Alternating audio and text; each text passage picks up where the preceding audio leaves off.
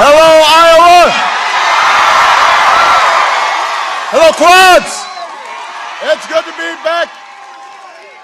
This is about as close as I get to home these days. So it is good to be back. Are you fired up? Are you ready to go? At the outset, let's give Cassandra a huge round of applause for her service to our country and the great introduction. We've got your congressman here, Dave Loebsack. Your mayor, Bill Gluba. And we've got all of you, and I'm really excited to see you. Now, this is the first stop on our 48-hour fly-around campaign marathon extravaganza. We're going to pull an all-nighter. No sleep. We're starting here in Iowa. We're going to Colorado. Then we're going to go to Nevada. Then we're going to Florida, Virginia, Ohio. I am going to stop in Chicago to vote. We got early vote in Illinois just like we got early vote here in Iowa. But I had to start in Iowa to ask you for your vote, to ask you for your support so we can finish what we started. Because this is where it all began 4 years ago. On your front porches, in your backyards, this is where the movement for change began. In Iowa, you will once again choose the path that we take from here. You know, I know at this point, because you guys have seen a lot of TV commercials, you've heard Governor Romney's sales pitch. No, don't boo, vote.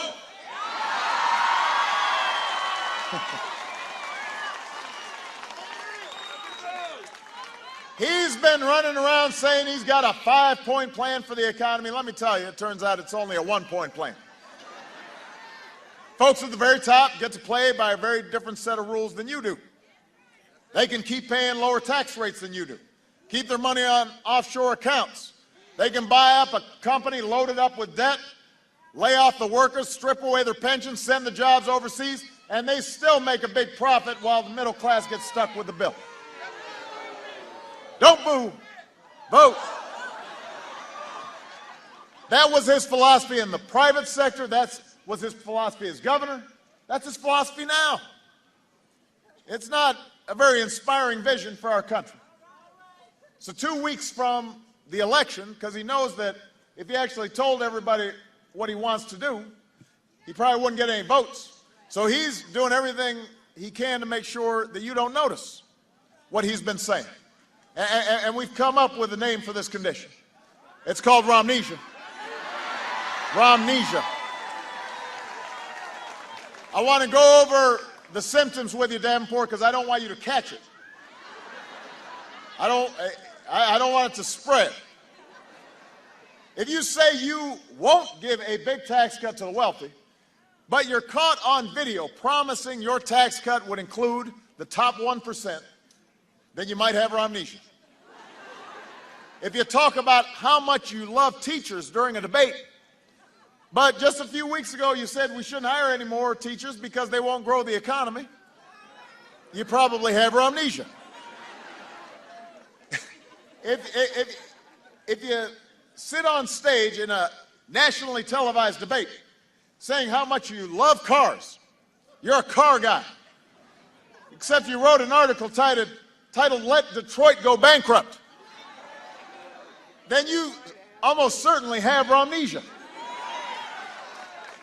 If you can't seem to remember the policies on your own website or the promises you made over the last 6 years that you've been running for president, or the promises you made 6 days ago, you probably have Romnesia, but don't worry. Obamacare covers pre-existing conditions.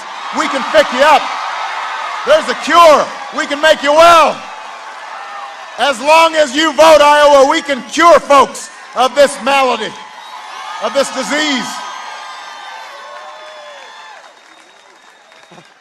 Listen, smart people who don't have a dog in this fight, independent analysts, economists, they took out their pencils, they had their green eye shades, they crunched the numbers. Turns out Governor Romney's economic plan is a sketchy deal. The results are not what you'd want to write home about. The Washington Post calls his jobs plan a bait and switch. The bait is the promise that his plan creates 12 million jobs. The switch is the fact that his plan doesn't create 12 million jobs. That's the bait and the switch. In fact, it won't even create jobs right now. And then Governor Romney wants to spend $5 trillion on tax cuts that favor the wealthy, $2 trillion on defense spending that our military isn't asking for, and he wants you to believe that he can do that without adding to the deficit or raising middle-class taxes. The problem is you need to invent a new kind of math to actually make this true. The arithmetic does not work. So we know Governor Romney's jobs plan doesn't create jobs. His deficit plan doesn't reduce the deficit.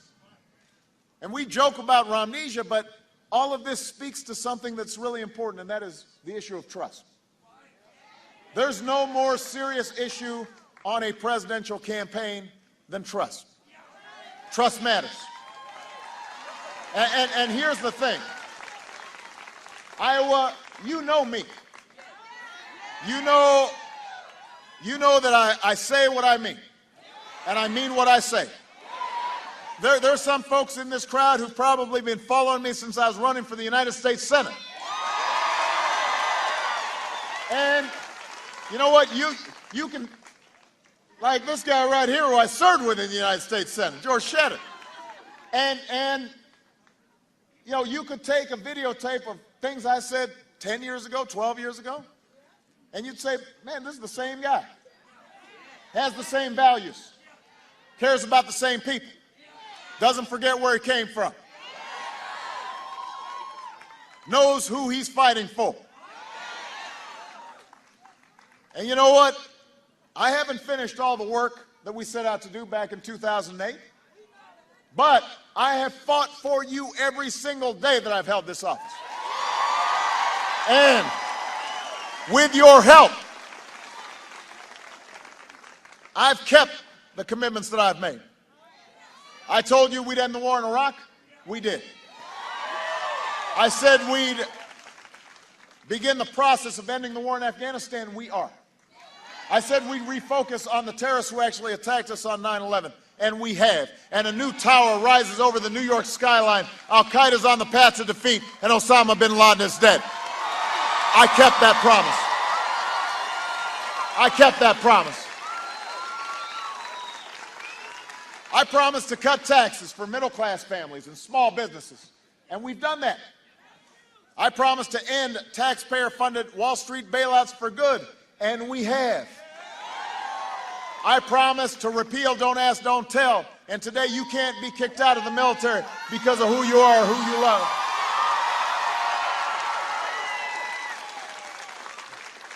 I said I'd bet on American workers and American ingenuity. And while the other guy was saying, let Detroit go bankrupt, I went in there and worked with the workers and the management, and we've saved a dying auto industry that's back on top of the world.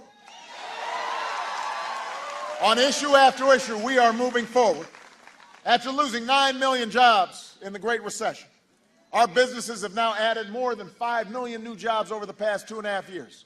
Manufacturing is at its highest level since the 90s. Unemployment has fallen to its lowest level since I took office. Home values and home sales are rising. Our assembly lines are humming again.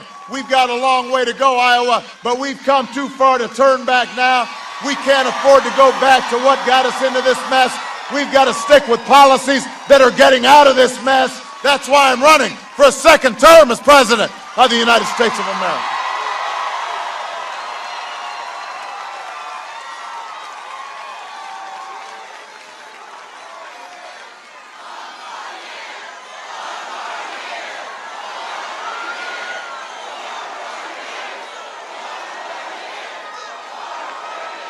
Now, the good news is I've got a plan that will actually create jobs, that will actually reduce the deficit, that will actually create middle-class security.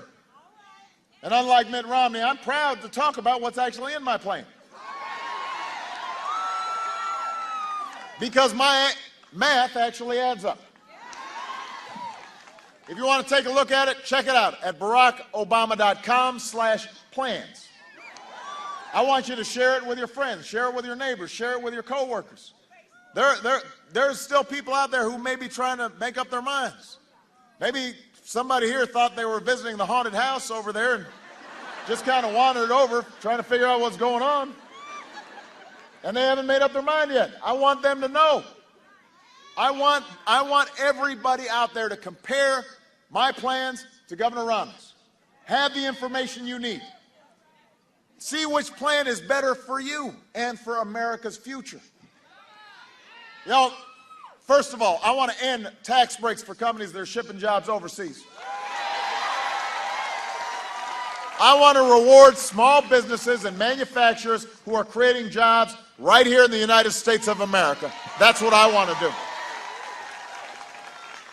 Second, I want to cut our oil imports in half by 2020 so we control more of our own energy. Yeah, you know, some of you may know we are today less dependent on foreign oil than at any time in the last 2 decades because of the steps we've taken.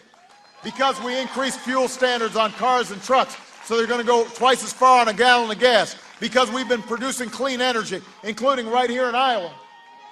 Today, there are factories in Iowa where once laid-off workers are back on the job, building wind towers, building wind blades. I want to build on that progress. I don't want fuel-efficient cars and long-lasting batteries and wind turbines manufactured in China. I want them manufactured here in Iowa. I want them made in the United States of America, and we can do that. Number three, we are going to make it a national mission to educate our kids and train our workers better than anybody else in the world. I want to recruit 100,000 new math and science teachers, train 2 million workers at community colleges with the skills that businesses are looking for right now. I want to work with colleges and universities to cut the growth of tuition so our young people can afford a higher education without getting loaded up with debt. We can do that. Number 4, my plan will cut the deficit by $4 trillion over the next 10 years, but we're going to do it in a balanced way. We're going to cut out spending we don't need, but we're also going to ask the wealthiest Americans to pay a little bit more. And we're going to do that so we can invest in research and technology that keeps new jobs and businesses coming to America. And I'll never turn Medicare into a voucher. No American should spend their golden years at the mercy of insurance companies. And finally, I'm going to use the savings from ending the war in Iraq and ending the war in Afghanistan to put our people back to work right here at home. Do some nation building here. Repairing roads, bridges, schools all across America. And when our veterans like Cassandra come home, we're going to serve them as well as they've served us. We're going to make sure that they've got the support that they need. Because nobody who's fought for America should have to fight for a job when they come home.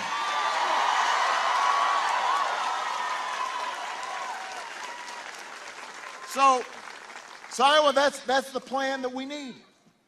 That's how you build a strong, sustainable economy that creates good middle-class jobs, that makes sure that folks have the sense that not only are they doing well now, but their future prospects are going to be brighter. That's how you're going to encourage new businesses to start here and stay here.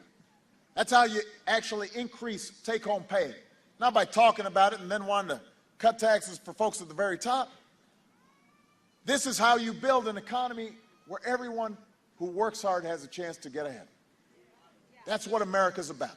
That's the basic bargain that we believe in. And now it's up to you, Iowa. Right here, right now, today. You've got a chance to choose the path that we're going to take from here. It's up to the young people who are here today to choose the future that you want to see. You can choose the top-down policies that got us into this mess, or you can choose the policies that are helping us to get out of this mess. You can choose a foreign policy that is reckless and wrong, or you can choose the kind of leadership that I've shown that's steady and strong and clear, sends clear messages to our allies and to our enemies. You can choose to turn back the clock 50 years on women and immigrants and gays, or in this election, you can stand up for the kind of America that says we embrace everybody. We believe in giving everybody a fair shot and everybody doing their fair share.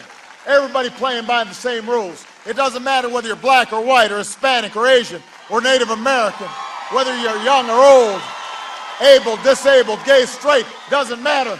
No matter what you look like, no matter where you come from, no matter who you love, you can make it here if you try. That's the America we believe in.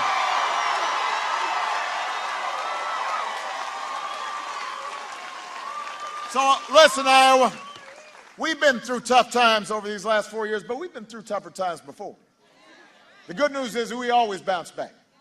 We always come out on top because the American people are tougher than any tough times, because we pull together, because we look after one another, because we leave nobody behind, because we don't turn back, because we're always looking at the horizon in front of us, because we're always moving forward. And that's why I'm asking for your vote today. That's why I'm asking for your vote in this election. And if you give me that vote, I promise you, I will always listen to your voices. I will always fight for your families. I'll spend every waking day continuing to make sure that your lives are a little bit better. This is where it got started, Iowa. I believe in you, and I'm asking you to keep believing in me. And if you'll roll up your sleeves, and if you'll work with me, and knock on some doors with me, and make some calls with me, we'll win Scott County again. We'll win Iowa again. We'll win this election again. And we'll finish what we started and remind the world why the United States of America is the greatest nation on earth. God bless you, and God bless the United States of America.